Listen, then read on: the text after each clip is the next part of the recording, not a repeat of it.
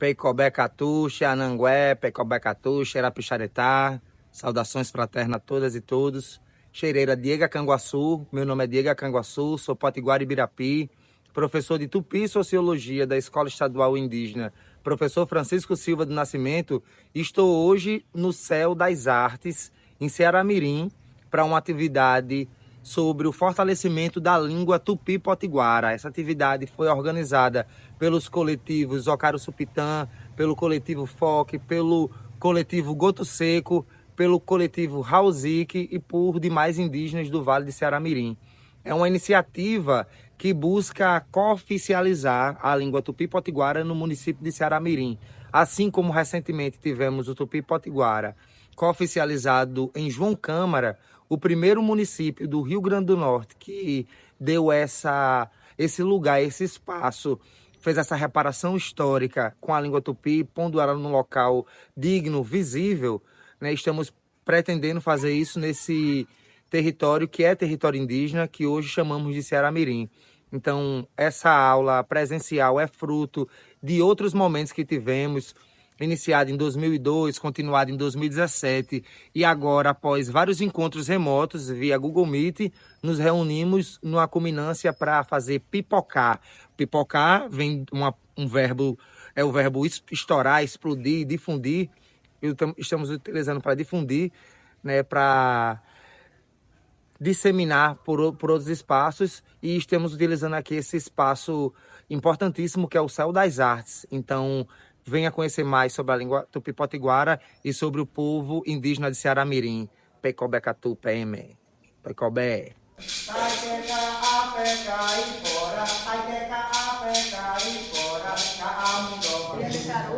Abrindo a aula presencial do curso Tupi em Ceará-Mirim. Está nesse movimento para fortalecimento da língua tupi-potiguara, fortalecimento da língua indígena no município que já tem o seu nome, com o nome indígena, é muito significativo. Um município como tantos outros do Rio Grande do Norte, que teve a sua população apagada por ter uma cultura transformada, diga-se de passagem, por obrigação legislativa, como foi, por exemplo, as práticas de você falar a língua portuguesa, de você abandonar os seus rituais. Se hoje em dia a gente tem pessoas que sentem uma energia ancestral, sentem uma vitalidade, sentem uma força ao falar sua língua, ao dançar um toré, como a gente tem aqui o pajé Rafael também, do território Mendonça. Se a gente tem todo esse movimento, é porque a gente busca desfazer uma narrativa que sempre nos inferiorizou, algo que era demonizável, algo que era descartável e logo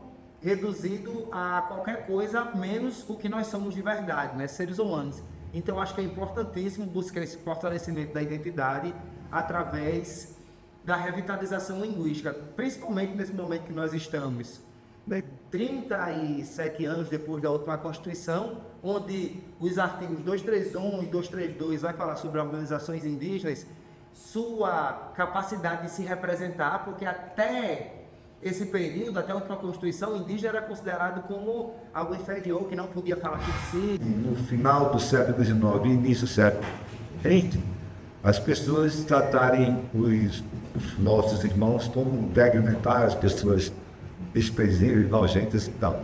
Mas não sempre foi assim. Aqui mesmo em Ceará-Mirim, houveram contendas jurídicas feitas, uma parte, os grandes, né, caraíbas do Pernambuco, que queriam se apossar das terras que aqui estavam, e em mão dos índios, e os índios extremóis.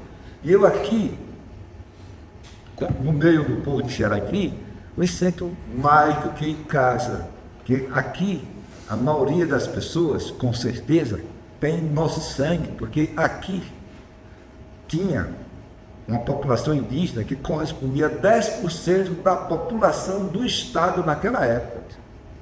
Isso, ou seja, em final do século XVIII e início do século XIX. São essas narrativas, essas histórias que muita gente não conhece, que é preciso que se conheça, para que não tenha uma ideia distorcida de quem somos nós. No momento, nós estamos tentando reverter uma lei que data de 1759, chamada Lei Pombalina, que são diversas é uma lei real, uma ética real, que tem diversas determinações, como a principal para nós agora, que é a proibição da chamada língua geral, que era o idioma codificado pelos jesuítas, que era comum no país, e que era falado por todas as pessoas desse nosso país, nessa época. Então ele tratou de proibir para que não houvesse divergência entre o Reino de Portugal e o Brasil. Mas nós, nesse momento, estamos aqui fazendo um ato de retaliação, digamos assim, de recomposição. Nós estamos, na prática, nos antepondo, desobedecendo a lei de Pombal, porque apesar dela nem existir mais, mas o idioma mais falado, assim como era antigamente. Então, nosso trabalho, no momento, é instalar a lei que a Constituição garante, uma lei municipal, pode ser gerada em cada município, onde torna oficial o uso do idioma, de um idioma nativo. Então, o nosso trabalho aqui em Xará-Mirim está sendo para levantar o idioma tupi-potiguara, que com certeza seria o mais usado nessa região. Obviamente, os outros grupos, no momento, não estão sendo contemplados em função da escassez de material para se trabalhar com esses outros idiomas, que são o idioma cariri e como se chama mesmo? Crececá. É difícil de falar. Se acha mais fácil, pode cair. Melhorou. Então, infelizmente, diante da escassez de material, nós não podemos trabalhar com tudo isso agora. Mas estamos começando. Existe, para esse outro idioma, muita bibliografia, muito material, muita gente ainda falando. Então, vamos começar pelo mais fácil. Vira, Xerepão, Potiguara e Birapi. Olá, meu povo, eu sou o cacique Membira, sou do povo Potiguara e Birapi. Um povo é reconhecido por duas coisas, pela sua língua e pela sua alma. Em 4 de Amirim, em Cocá, produzido por um Potiguara Mendonça chamado Zé Carlos. Cocá, na língua tupi, é a cangatada. Monhã é o verbo fazer. Monhangara é o fazedor. A cangatara monhangara, fazedor de cocá, logo cocazeiro. Quatiara quer dizer livro, escrito, esculpido. Miquatiara diz que é uma produção humana. Aí corta o Poiruna, o que esteja o Tupã, e o Xigurubu. Pode conta onde eu comecei a lecionar tupi em 2011. Eu fui lá depois do professor Alcir. A própria ideia de caboclo, que você vê em religiões super demonizadas, como a Jurema, né? Tem entidades que são os caboclos. Caá quer dizer mato-mata. Boque quer dizer arrancado, pedaço arrancado. Ou seja, alguém que é retirado da mata. No gerúndio, e o que é interessante desse material é que, assim como bacana, mas talvez fosse melhor, mostrando uma peça por uma parte mais fantástica também para o tupi ali. Um professor tupi da Paraíba, mas aqui ó, pega sobre a Convenção 169 da OIT, que trata de questões que foram discutidas aqui, que o colega pontuou como a ata de alguma liderança, de alguma instituição. Aí 5 anos depois vem a lei indígena. Sabe o que a diretora lá de João Câmara botou? A lei anterior para trabalhar a Semana da África na escola. E não foi nem atual, porque eu poderia botar atual, mas assim, é um campo de disputa, mas se for um movimento indígena não tem problema. Se eu não estou numa comunidade política, o Camarão não está em pouco organizado politicamente. Então vamos lá para o Coletivo Forte fazer um registro bem bonito. Olha a pé, mostra tudo, oi bonito, embora. Sai que a pega e fora,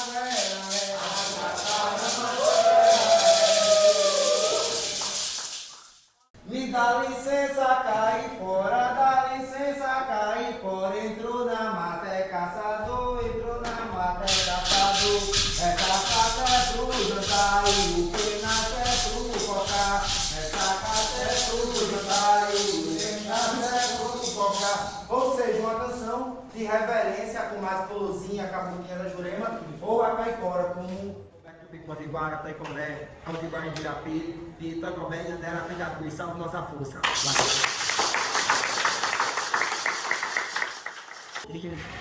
Tinha aquele grupo da universidade, o mestre Seguço, né? Que acompanhava os correu a turma lá, e nós tratamos vinhos de graça.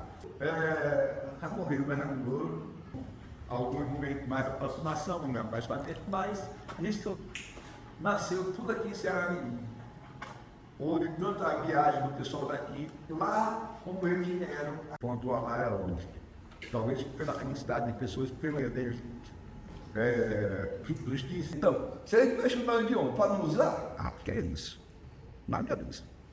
O nosso grupo, o Carlos Supitã, a gente, não está curando, né?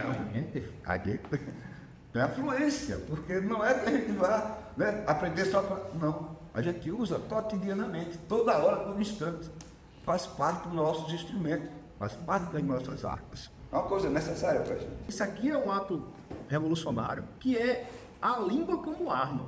Eu sou Maria Edna, sou professora no município de Ceará Mirim e conheci todo este movimento em 2017, quando a Alcides nos convidou para participar da inauguração da rua Felipe Camarão, e a partir desse momento nós começamos a ter um entrosamento maior e principalmente pela necessidade que a gente tem de conhecer o que é nosso, as nossas raízes. Tem um ditado que diz, conhecendo é que a gente preserva. Então, conhecendo é que a gente pode levar para as nossas crianças e adolescentes essa responsabilidade dos nossos ancestrais. E assim, a escola tem suma importância neste processo, porque através da linguagem é que a gente pode trazer essa cultura que a gente já perdeu lá atrás. E as nossas raízes precisam ser resgatadas e principalmente serem respeitadas através, primordialmente, da nossa linguagem. Meu nome é Lígia, sou de Rio dos Índios, Potiguara e Birapi, e encontrei Alcides coincidentemente em uma praça que me convidou para participar do grupo de estudos Ocaraçupitã. E lá, dentro desse grupo de estudos, eu tive a minha identidade revelada. Em 2017, eu auto me declarei e estamos nessa luta desde então. Estudamos 2017, 2018 e aí paramos, mas retornou agora em 2025. E hoje, especialmente hoje, é um dia marco, porque marca o quê? A temporada do estudo, da oficialização da língua tupi aqui em Ceará Mirim, onde já temos 4 comunidades reconhecidas como indígenas. Então hoje é só alegria. A língua tupi, em específico para nós indígenas, é de grande importância para que nós possamos reafirmar nossa identidade cultural. E também para que possamos nos fortalecer dentro dos grupos, dos movimentos indígenas, com o nosso povo, trazendo novamente a nossa cultura, trazendo a nossa maior arma, que é a língua. Então, essa oficialização da língua tupi em Ceará Mirim, ela vai revolucionar a nossa história como povos originários. Olá, meu nome é Carlos Henrique, faço parte do movimento Ponto Seco de Ceará Mirim, há 20 anos atuando em ações socioculturais e faço parte também, né, dessa história também que foi o Ocaraçupitã, né, com Alcides, né, desde a época, desde 2002, depois de 2017, retomadas, teve esse percurso né, de resistência mesmo com o Ocaraçupitã, que era exatamente essa resistência da língua, né, de levar a língua tupi, a língua originária, dos povos originários e das comunidades, né, que resistem até hoje por esse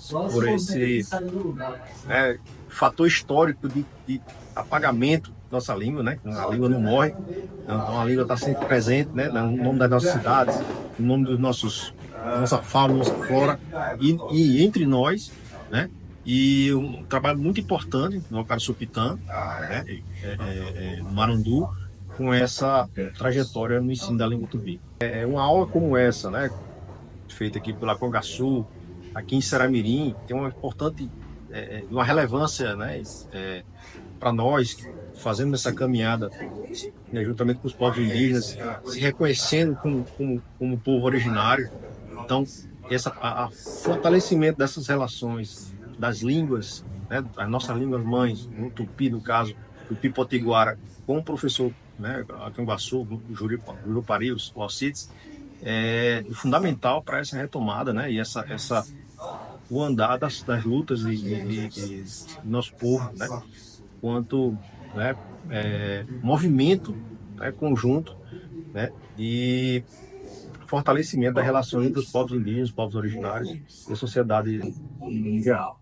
Tiandepituna, Xereira Morobixá Mimibira, Xeretã Potiguara Ibirapi. Eu sou o Cacique Mibira, pertenço ao povo Potiguara Ibirapi, de Lagoa Grande, aqui no município de Seramirense. Então, agradeço aqui a presença do grupo que veio fazer essa aula aqui, que é muito importante para a revitalização da nossa cultura. E vamos tornar a nossa língua viva novamente, que ela seja útil para nós. Oi, meu nome é Ana Luísa, eu moro em Seramirim e vim participar pela primeira vez dessa aula de Tupi. E eu acho que ela é muito importante porque a gente, enquanto cidadão, né, a gente precisa resgatar os nossos costumes antigos, né, que a gente foi apagado, literalmente apagado. Então, convido, né, a todas as pessoas a participar. Maitei Xiruquera, Xereira, Aguaraguaçu. Olá, pessoal. Meu nome é Lobo Guará. Meu primeiro contato com a cultura indígena foi no ano de 2000, quando o lema da campanha da fraternidade era Fraternidade e Povos Indígenas. Então, Alcides deu um curso de Guarani lá na Capitania das Artes e outro lá na Arquidiocese. E o Museu Câmara Cascudo fez uma exposição de artefatos indígenas. E aí foi quando eu fiz esse curso na Capitania das Artes, Guarani, esse curso na